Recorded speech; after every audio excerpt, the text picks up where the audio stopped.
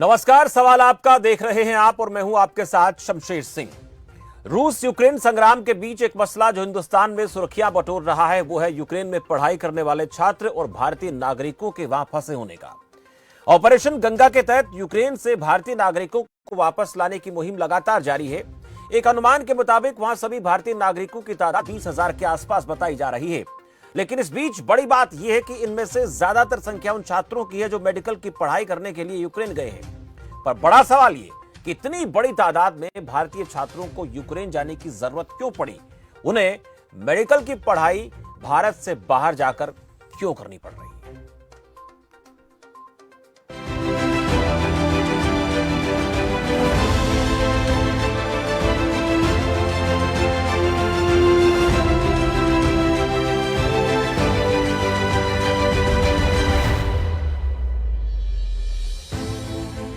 रूस और यूक्रेन का युद्ध छिड़ा तो देशवासियों को पता चला कि करीब 20,000 भारतीय हैं। इनमें से अधिकांश वो हैं जो चिकित्सा शिक्षा लेने के लिए वहां गए हैं और अलग अलग स्तरों पर अभी पढ़ रहे हैं। हालांकि यूक्रेन अकेला देश नहीं है जहां भारतीय छात्र छात्राएं बड़ी संख्या में पढ़ रहे हैं। चीन, रूस, किर्गिस्तान, फिलीपींस और कजाकिस्तान जैसे देश भी हैं जहां भारतीय छात्र छात्राएं मेडिकल इंजीनियरिंग की पढ़ाई के लिए जाते हैं। हालांकि एनबीए के आंकड़ों से ही एक दिलचस्प जानकारी यह भी सामने आती है कि विदेश से डिग्री लेने वाले ज्यादातर छात्र छात्राएं भारत में फिर भी अयोग्य सिद्ध होते हैं। इसका प्रमाण यह है कि बीते 5 सालों में विदेश से पढ़कर आए औसतन महज 15.82% छात्र छात्राएं ही एफएमजी से पास हो सके। साल 2020 में चीन से पढ़कर आए 13%, यूक्रेन से लौटे 16% और ये परीक्षार्थी एफएमजी परीक्षा पास कर सके। अन्य देशों की भी लगभग यही हालात है। वही फिलीपींस की स्थिति बेहतर है। वहां से पढ़कर आने वाले करीब 50% छात्र छात्राओं ने 2019 में और 33% से ज्यादा छात्रों ने 2020 में एफएमजी पास की। इसलिए पढ़ाई के लिए फिलीपींस जाने वालों की संख्या भी 2015 से 10 गुना तक बढ़ी है। रूस यूक्रेन वॉर ने भारतीय शिक्षा पद्धति पर कुछ सवाल खड़े किए हैं, उन पर आज बातचीत करेंगे। लेकिन उससे पहले एक नजर ग्राफिक्स पर डालते हैं। भारत में फिलहाल एमबीबीएस की करीब 83,000 सीटें हैं। 2021 की नीट परीक्षा में 16 लाख बच्चों ने करीब रजिस्ट्रेशन कराया। एक सीट के लिए 19 बच्चों की एक दूसरे से प्रतिस्पर्धारी कंपटीशन रहा। यूक्रेन और रूस में नीट में पास होने पर एडमिशन मिल जाता है, लेकिन भारत में नीट में पास होने के बाद दाखिले की गारंटी नहीं है। कम सीट होने की वजह से कट ऑफ मार्क्स काफी ज्यादा होता है। विदेश में भारत के प्राइवेट मेडिकल कॉलेज की तुलना में पढ़ना सस्ता है। यूक्रेन में एमबीबीएस की पढ़ाई की फीस 20 से 25 लाख रुपए के आसपास बताई जाती है, तो वही भारत में 60 से 70 लाख रुपए प्राइवेट मेडिकल कॉलेज में पढ़ना ये कम से कम। और भारत में फिलहाल एमबीबीएस की बात हम कर रहे हैं, 83,000 सीटें हैं। इसके अलावा कुछ और भी ग्राफिक्स है, उन पर नजर डालेंगे। इसके अलावा कुछ और ऐसी बातें जो हम एफएमजी की परीक्षा के बारे में है वो भी जरा नजर डालेंगे। आपको बताएंगे कि लगातार इस पर हम चर्चा कर रहे हैं, उन पर नजर डालेंगे। लेकिन उससे पहले कुछ बड़े सवाल है, उन पर भी एक बार नजर डाल लेते हैं कि क्या कुछ सवाल है जिन पर आज हम चर्चा करने वाले हैं। विदेशी पढ़ाई शौक या मजबूरी जिसके चलते बाहर जाना पड़ता है, स्वदेशी संसाधन पूरे या अधूरे, बहुत बड़ा सवाल है। और सिस्टम मौन, इसका जिम्मेदार कौन? आखिर हिंदुस्तान के इतनी बड़ी तादाद में छात्रों को बाहर पढ़ाई करने के लिए क्यों जाना पड़ता है? इसके पीछे हमारा सिस्टम कितना कारगर काम करता है, या फिर सिस्टम की ये लचर व्यवस्था के चलते आज ऐसे हालात हो गए हैं? और आज हम सवाल आपका हम इस पर चर्चा करने वाले हैं। आपको जानकारी दें कि आपका अपना कार्यक्रम है और आपको क्या लगता है कि इतनी बड़ी तादाद में बच्चों को विदेश में पढ़ने जाने की जरूरत क्यों पड़ती है, वो आप सवाल इस कार्यक्रम के जरिए, मंच के जरिए कर सकते हैं। और हमारे साथ जो खास मेहमान जुड़ेंगे उनसे भी आप बातचीत कर सकते हैं।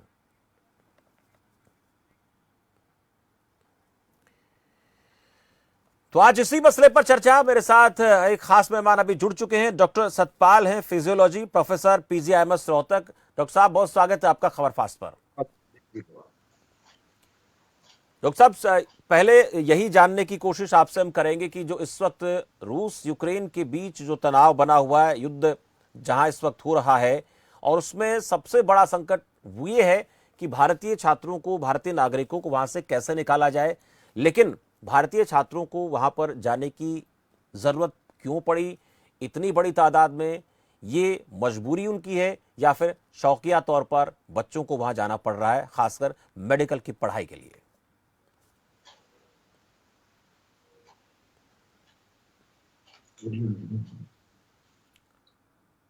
चलिए, मेरी आवाज उन तक नहीं पहुंच पा रही, मुझे भी ऐसा लगता है कि थोड़ी टेक्निकल दिक्कत है उनकी आवाज मुझ तक पहुंचने की।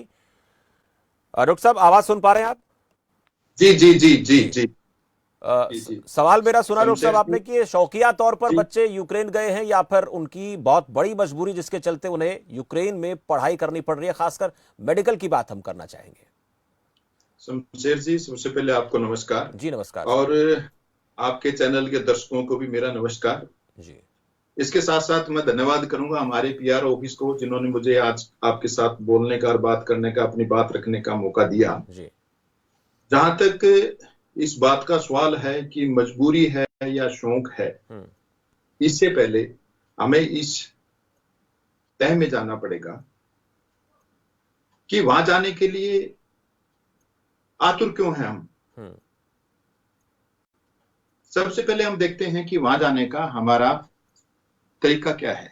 जी यहां एडमिशन लेने के लिए अभी अभी मैं आपका प्रीव्यू देख रहा था, तो आपने बताया कि एक सीट के लिए 19 बच्चे आपस में परीक्षा दे रहे हैं, जो एक दूसरे के प्रति कंपटीशन में खड़े हैं। वहां जाने के लिए, वहां पर एडमिशन लेने के लिए इस तरीके की कोई प्रक्रिया, स्थापित प्रक्रिया नहीं है। हर किसी की अपनी अपनी प्रक्रिया अपना रखी है उन्होंने। जी हर कोई आज के टाइम, हर कोई बच्चा हमारे जो विकासशील देश है, इसके अंदर बच्चों की मन की बात तो बहुत कम ही सुनी जाती है। उनके ऊपर थोपा जाता है अभिभावकों को द्वारा अपनी इच्छा को। जी उस इच्छा के तहत उनको भेजा जाता है। हो सकता है कुछ बच्चे अपनी अपनी खुद की भी भावना व्यक्त करते हो कि हमें बाहर जाना है, पढ़ना है। तो इस तरीके से ना ये शौक है और ना मैं ये कहता हूं मजबूरी है। ये अभिभावकों का एक तरीके का दबाव है ज्यादातर बच्चों पर, जिसके लिए वो पढ़ने के लिए जाते हैं। जी डॉक्टर साहब, एक और बात आपसे मैं पूछना चाहूंगा। बच्चों को प्रेशराइज किया जाता है मेडिकल की पढ़ाई करने के लिए, लेकिन अगर यही काम तो हिंदुस्तान में बच्चे कर लें। चलिए, इस बीच मेरे साथ आशीष मान जी भी जुड़ गए, शिक्षाविद हैं। मान साहब, बहुत स्वागत है आपका। नमस्कार सर। नमस्कार सर। मान साहब, आपके पास आऊंगा, उससे पहले छोटा सा सवाल मैं डॉक्टर सतपाल से पूछना चाहूंगा। डॉक्टर सतपाल, ये जो फीस को लेकर बात होती है भारतीय मेडिकल कॉलेज में, हिंदुस्तान के जो मेडिकल कॉलेज हैं, खासकर प्राइवेट की बात मैं करूंगा, वहां के, और चाहे यूक्रेन है, चाइना है, फिलीपींस है, वहां छात्र पढ़ने जाते हैं, उसके अंतर को जरा थोड़ा सा आप समझाएं कि ये क्या फर्क है और उसके चलते क्यों छात्रों को इस तरह से अपनी पढ़ाई के लिए विदेश में जाना पड़ता है। इसके लिए शमशेर जी मैं कहूंगा कि ये भ्रांति फैलाई जा रही है कि हमारे यहाँ शिक्षा महंगी है, बाहर शिक्षा सस्ती है। जी ये बहुत बड़ी भ्रांति। जी जी। उसके बाद आप कहते हैं कि मुझे तो जो हमारा सरकारी सिस्टम है, सरकारी तंत्र है, इसके लिए मैं कहना चाहूंगा ये खुली तरीके से, पूर्ण रूप से नियंत्रित किया जाता है एनएमसी के द्वारा। जी। जो भारतीय आयुर्विज्ञान आयोग है वो उसको नियंत्रित करता है और हमें कैसी शिक्षा चाहिए उस शिक्षा के लिए नियम बनाए जाते हैं। उस नियम के तहत हमारे देश में भी प्राइवेट कॉलेज चल रहे हैं। उनका अगर हम फीस स्ट्रक्चर देखें तो बाहर के फीस स्ट्रक्चर से सस्ता है। मैं नाम नहीं लेना चाहूंगा किसी संस्थान का, क्योंकि नाम लेने से विषय कहीं और चला जाएगा। और हमने खुद कंपेयर किया, जिसमें पाया कि हमारे यहाँ शिक्षा सस्ती है। जी। एक बच्चा जो रसिया से करके आता है, वहां की फीस जो है ज्यादातर हम देखें, अगर कैलकुलेट करें तो 28 से 30 लाख रुपए सालाना पड़ती है। वही बच्चा बाहर से करके आता है, चाइना से करके आता है, तो उसकी 25 लाख के आसपास पड़ती है। नेपाल हमारा पड़ोसी देश है, इसके आसपास अगर देखें तो वहां पर हम देखें 50 से 60 लाख रुपए का खर्चा है। और जो आजकल न्यूज चैनलों पर जो नाम लिया जा रहा है एक देश का, वहां पर भी 40 से लेकर 50 लाख का खर्चा आता है। जी। ये वो खर्चा है जो बच्चे की ट्यूशन फीस, वहां का जो खान पीन का खर्चा, हॉस्टल का खर्चा, ये है जी। पर उस खर्चे को तो हमने अभी जोड़ा ही नहीं। जो बच्चा कितनी बार वहां साल में आता जाता है, कोस्ट को हम पैसों को इस बात पे नहीं माप सकते।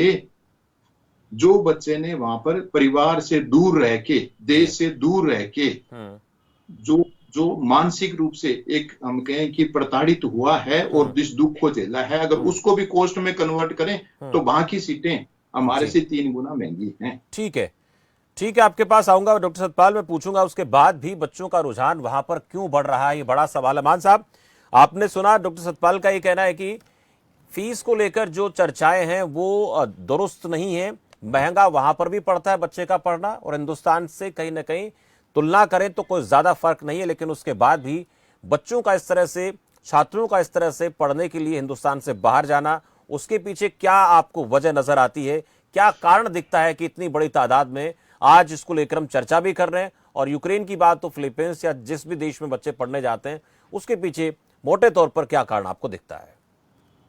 देखिए, कुछ बात तो डॉक्टर साहब ने जो कहा बिल्कुल मैं उसको एग्री करता हूँ।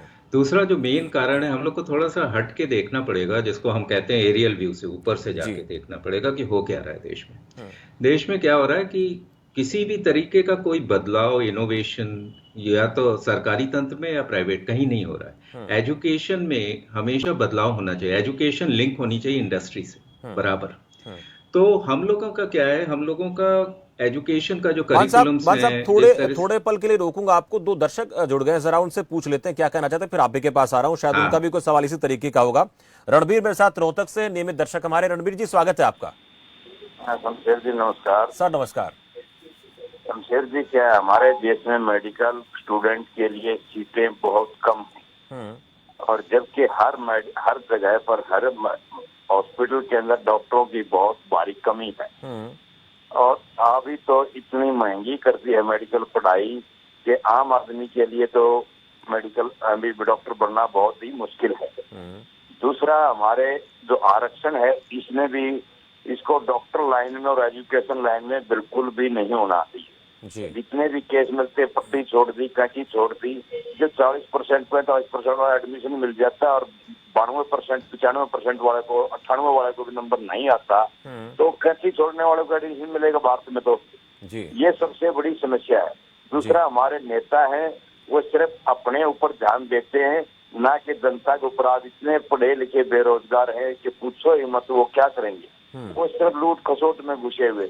डॉक्टर भी इस लाइन में आ चुके, एक बिजनेस बना दिया अभी डॉक्टरी को। जितने जिसके बाप ने प्राइवेट हॉस्पिटल कर लिया, तो उसके बच्चे को डॉक्टर बनना, ये चाहे वो विदेश में जाके बने, चाहे कहीं भी जाके बने, तो आधे पैसे वाले चले जाते हैं। ये समस्या है। जी रणबीर जी, शुक्रिया, अपनी बात आपने रखी। एक दर्शक और मेरे साथ है, आरके कालिया अम्बाला से। आरके जी, स्वागत है आपका। नमस्कार जी। जी नमस्कार सर। देखो माननीय भाई, बात ये है कि जो आपने जिम्मेदारी की बात कही, इसके लिए सारी सरकारें जिम्मेदार हैं। जी। देश में कम से कम स्वास्थ्य और शिक्षा के बारे में पूरा ध्यान होना चाहिए, बाकी जो बातें वो बाद में होंगी। और बशीर बद्र की ये चाल है, आपको बताना चाहूंगा, मजबूरियां कुछ तो रही होंगी, यूं कोई बेवफा नहीं होता। जी बहुत चाहता है कि सच बोले, मगर क्या करें, हौसला नहीं होता, मगर क्या करें, हौसला नहीं होता। मेरे माननीय भाई बैठे हुए यहाँ पर, ये बहुत विद्वान है, बहुत बड़े आदमी है। ये एक आम आदमी क्या जिंदगी है, मैं आपको अपने जाती तौर से बताना चाहूंगा। जाती तौर से मेरी डॉटर, मेरी grand daughter, she is very intelligent, extraordinary. 95% marks, 95% marks in +2। Chandigarh में एडमिशन नहीं मिली, बड़े शर्म की बात है, बड़े अफसोस की बात है। इतनी इंटेलिजेंट लड़की, उसको कनाडा जाना पड़ा, कनाडा, वहाँ पे वो टॉप कर रही है। दूसरे डिप्लोमा हासिल किया है, +2 के बाद मेडिकल, उसका भी लॉ का डिप्लोमा हासिल किया, डिग्री अभी करने जा रही है वो। तो बताओ माँ बाप क्या करे? जी सब राजनेताओं की मेहरबानी है, जो बड़े बड़े लोग बैठे हुए, ये सरकार को थोड़ा सा आगाह करे, सरकार को अलर्ट करे। आम बच्चों का क्या भविष्य है यहाँ पर देश में, बताइए? कौन बच्चों को बाहर भेजता है? जी कालिया जी, इसी पे हम चर्चा कर रहे हैं कि इसमें जिम्मेदारी का एक पक्ष होता है, उस पर काम होना चाहिए। बहुत शुक्रिया। 2 दर्शक मेरे साथ जुड़े। मान साहब, आप दोनों को भी सुन रहे थे, उनका जो पक्ष आपने सुना और साथ साथ आपसे मैंने जो सवाल किया उसको आप जरा पूरा करें। मैं अब कालिया साहब की बात से आगे बढ़ता हूँ, क्योंकि दर्शकों को कुछ मिलना चाहिए हम लोग की चर्चाओं से। जी बिल्कुल। तो बिल्कुल सही बात उन्होंने कही, लेकिन इसमें मैं सरकार को ही अकेला दोषी नहीं मानता। शिक्षा एक बहुत बड़ा स्तंभ है, सब कुछ चेंज कर सकता है, और हमारे यहाँ शिक्षा पे ही कुछ नहीं हो रहा है, और उसके चारों ओर की जो चीजें हो रही हैं उस पे हम लोग ज्यादा ध्यान देते हैं, शिक्षा पे ज्यादा ध्यान दे ही नहीं रहे, और उसकी वजह से एक कहावत है, इकोसिस्टम एक टर्म यूज की जाती है, वातावरण। हमारे यहाँ का जो इकोसिस्टम है वो शिक्षा के परिवेश के लिए बन ही नहीं पा रहा है, वो बनता है फिर बिगड़ जाता है जी। तो और इसमें दोष हम मैं भी एक वो हूँ, क्या नाम से, पेरेंट्स हूँ। पेरेंट्स को भी अपनी थोड़ी सी जिम्मेदारी लेनी पड़ेगी। हम लोग आज भी देखिए तो हमारे पास ऑप्शंस जो जॉब के या पढ़ाई के हैं वो पुरानी जैसे हैं, कुछ नए नए आ रहे हैं, लेकिन जैसे कि डॉक्टर साहब ने कहा कि हम लोग खुद भी जिम्मेदार हैं, हम लोग उन पे दबाव डालते हैं कि आप इन्हीं चीजों में जाओ, मेडिकल में जाओ, इंजीनियरिंग में जाओ, मैनेजमेंट में जाओ, जबकि दुनिया में हजारों तरीके की चीजें आ गई। ना तो हमारा शिक्षा कार्यक्रम वैसा बन रहा है, उसको सपोर्ट कर रहा है, ना हमारी मानसिकता उसको सपोर्ट कर रही है कि, और उससे क्या हो रहा है कि सारा कुछ लिमिटेड हो जा रहा है। इतनी बड़ी जनसंख्या और ऑप्शन, हमारे पास 31,000 स्कूल हैं, वो कॉलेजेस हैं प्राइवेट, लेकिन उसके बावजूद भी लोग बाहर जा रहे हैं। तो ये अब सोचिए कि कहाँ पे गड़बड़ हो रहा है। दूसरा, हमें शिक्षा का स्तर नापना भी नहीं आता। हमारे यहाँ क्या क्वालिटी एजुकेशन हो रही है, मैं कहीं पढ़ रहा था, लोग बता रहे थे कि भाई बाहर जाते हैं तो उसमें 7-8 चीजें उनको एक्स्ट्रा मिलती है, जैसे कि कल्चर, क्रॉस कल्चर उनको सीखने को मिलता है। उनको ये लगता है कि अब मैं किसी के साथ भी बात करूंगा, उनका कॉन्फिडेंस में इजाफा हो जाता है। ये जो चीजें, जो सॉफ्ट स्किल्स की बातें हम लोग करते हैं, वो हमारे यहाँ चर्चा ही नहीं आती। उसको हम लोग दूसरे नाम दे देते हैं कि वो अच्छा वोकेशनल कोर्स कर लो, जबकि वो सबसे जरूरी चीज है जो कैरियर को बढ़ाता है। उस पर हम लोगों के यहाँ रिसर्च पे ज्यादा ध्यान नहीं दिया जाता। बच्चों को रिसर्च पेपर्स लिखें, वो पेपर्स आपस में एक्सचेंज करें, इन सब चीजों पे बात नहीं हो रही। बस वही एक अध्ययन जो पुराना चला आ रहा है उसी की हम लोग बात करते हैं। तो ये भी एक बहुत बड़ी समस्या है हमारे यहाँ जी, जो माइंडसेट है और इकोसिस्टम है उसको चेंज करना। माइंडसेट है, इसको चेंज करने की जरूरत इसमें नजर आती है, और पुराना ढर्रा जिस पे हम चल रहे हैं उसको बदलने की जरूरत है। ये मान साहब बात करने, दर्शक मेरे साथ जुड़े हैं, शंभू दयाल है राजस्थान से। दयाल साहब, स्वागत है आपका। सर नमस्कार। जी नमस्कार सर, बोलिए। खबर फास्ट को मैं धन्यवाद देना चाहूंगा इस विषय को लाने के लिए। जी शुक्रिया। कोई भी माता पिता अपने बच्चे को आसानी से बाहर नहीं भेजना चाहता, विशेष रूप से आज के इस वातावरण में जी।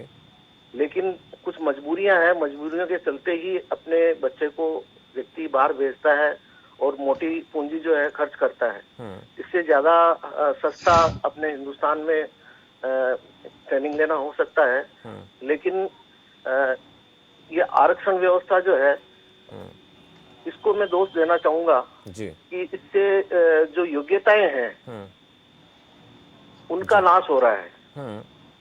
इसलिए देश में समान कानून व्यवस्था होनी चाहिए, जातिवादी व्यवस्था नहीं होके समान कानून व्यवस्था होनी चाहिए, जिससे ट्रेनिंग करने के बाद भी लोग बाहर जाते हैं वो इसलिए कि यहाँ उनको मौका नहीं मिलता और विदेशों में उनकी बड़ी कीमत होती है जी। तो मैं आपसे ये निवेदन करना चाहूंगा कि इस विषय में समान नागरिक संहिता या समान कानून व्यवस्था हो, जिससे योग्यता को स्थान मिले, योग्यता को स्थान मिले, योग्यता को पहचान मिले, योग्यता को सम्मान मिले, ये शंभू दयाल जी कहना चाहते हैं। डॉक्टर सतपाल से जरा इसको मैं लेकर बात करना चाहूंगा। डॉक्टर सतपाल जी जरा इस पर भी फोकस डालिए। और दूसरा एक सवाल किया था एक दर्शक ने, ये भी कहा कि ऐसे ही कोई माता पिता जो है अपने बच्चों को विदेश पढ़ने नहीं भेज देता, मजबूरियां रहती हैं, और उसके पीछे कुछ बातें मान साहब ने भी कही हैं कि हमारे सिस्टम को बदलने की जरूरत है, जब तक बदलेगा नहीं तब तक इसी तरह की परिस्थितियां बनी रहेंगी और सवाल उठते रहेंगे। जी,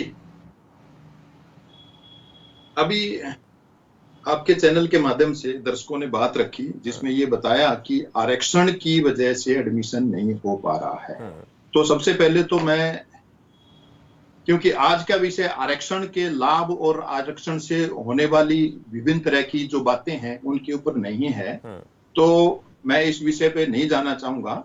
वो अपने अपने भावनाएं उन्होंने व्यक्त की हैं। बाकी मैं कहता हूं कि हमारे यहाँ पर जो बच्चे आते हैं अलग अलग कोर्स में, उनको हम सब एक तरह की ट्रेनिंग देते हैं, एक तरीके का उनका परीक्षा होती है और उसी के जो परिणाम होते हैं उस परिणाम के आधार पर बच्चों को हम वो डिग्री देते हैं। और उन बच्चों की जो परफॉर्मेंस है, किसी भी तरीके से आरक्षण कहीं भी उनके ऐसा नहीं कि ये बच्चा आरक्षण से आया है तो ये बच्चा अच्छा परफॉर्म नहीं कर पा रहा है, जबकि इसका उल्टे और पॉजिटिव रिजल्ट आए हैं। कई बहुत बार अक्सर देखा गया है आरक्षण वाले बच्चों ने भी टॉप किया है हमारे यहाँ पर, जिसके भी हमारे पास रिजल्ट भी हैं। तो हम उस विषय में ना जाते हुए, क्योंकि आज का मुद्दा जो है उससे जुड़ा हुआ नहीं है, तो हम इस बात पे लौटते हैं। अभी साहब ने एक बात उठाई कि हमारा जो मेडिकल का फील्ड है इंडस्ट्री से जुड़ा हुआ नहीं है, तो मैं आप लोगों की जानकारी के लिए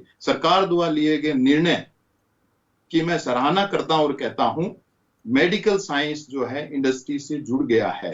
मेडिकल साइंस की इंडस्ट्री क्या है? हॉस्पिटल। कौन से हॉस्पिटल? Private hospital. आज आप देखोगे बड़े बड़े प्राइवेट हॉस्पिटल के अंदर, मैं जानकारी दे रहा हूं, आपकी बात का खंडन नहीं कर रहा हूं सर, हाँ, तो आजकल बड़े बड़े जो हॉस्पिटल हैं प्राइवेट, हाँ, प्राइवेट बहुत से हॉस्पिटल हैं जिनके अंदर आजकल डीएनबी कोर्स, जो एमबीबीएस के बाद जो पोस्ट ग्रेजुएट कोर्स होता है, वो बड़े बड़े 100 या 100 से ज्यादा हॉस्पिटल हैं, उनके अंदर आज हम पोस्ट ग्रेजुएट कोर्स हो रहा है हमारे देश के अंदर। और ये तब हो रहा है क्योंकि पहले पीजी की सीटें बहुत कम होती थी, एमबीबीएस की सीटें ज्यादा होती थी, पोस्ट ग्रेजुएशन की सीटें कम होती थी। तो इस चीज को इस तरीके से जो हमारी प्राइवेट इंडस्ट्री है उसके साथ जोड़ के आज हम देखते हैं कि हमारे बहुत से बच्चे एमबीबीएस पास करने के बाद वो डीएनबी कोर्स और इस तरीके के कोर्स में पार्टिसिपेट कर रहे हैं। दूसरी एक और चीज, अभी एक बात उठी कि बाहर जो बच्चा जाता है उसके अंदर कॉन्फिडेंस ज्यादा होता है, वो अच्छे तरीके से बोल लेता है, उसको यूं लगता है कि मैंने इस तरीके से किया।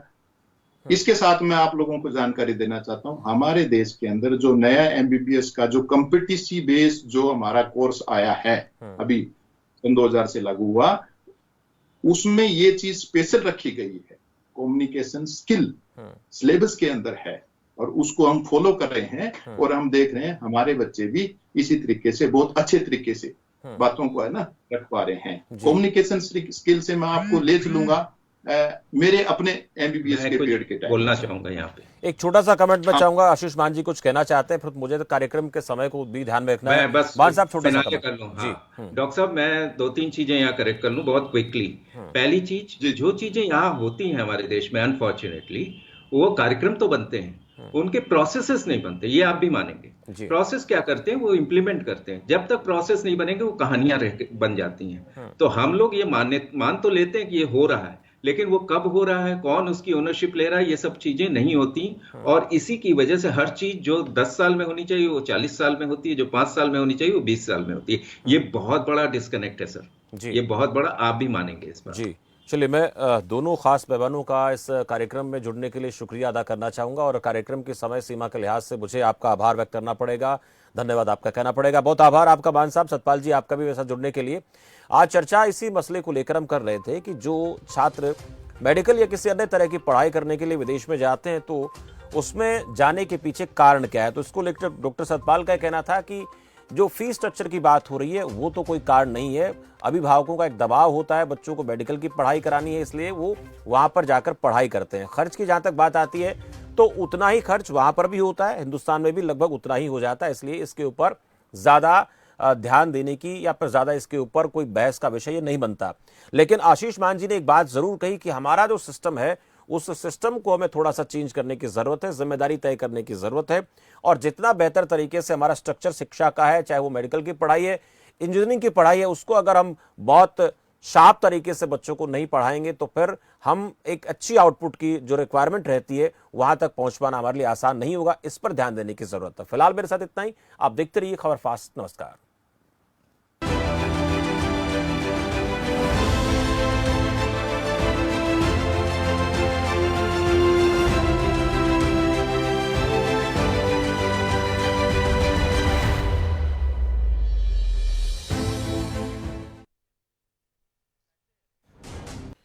चलिए, इस बीच एक बड़ी जानकारी। पूर्व ऑस्ट्रेलियाई क्रिकेटर शेन वॉर्न का निधन हो गया है। 52 साल की उम्र में अंतिम सांस लिए शेन वॉर्न ने थाईलैंड में हार्ट अटैक से उनका निधन हुआ है। ये दुखद खबर क्रिकेट जगत से जुड़ी। थाईलैंड में हार्ट अटैक से शेन वॉर्न का निधन हो गया है। 52 साल की उम्र में शेन वॉर्न ने अंतिम सांस ली। पूर्व ऑस्ट्रेलियाई क्रिकेटर शेन वॉर्न का निधन हुआ है। ये दुखद खबर क्रिकेट जगत से जुड़ी। 52 साल की उम्र में उनका ये निधन। थाईलैंड में हार्ट अटैक से निधन हुआ है शेन वॉन का। ऑस्ट्रेलिया के महानतम गेंदबाज स्पिनर शेन वॉन, जिनका निधन हो गया है, 52 साल की उम्र में उन्होंने अंतिम सांस ली है और थाईलैंड में हार्ट अटैक से उनका निधन हुआ है।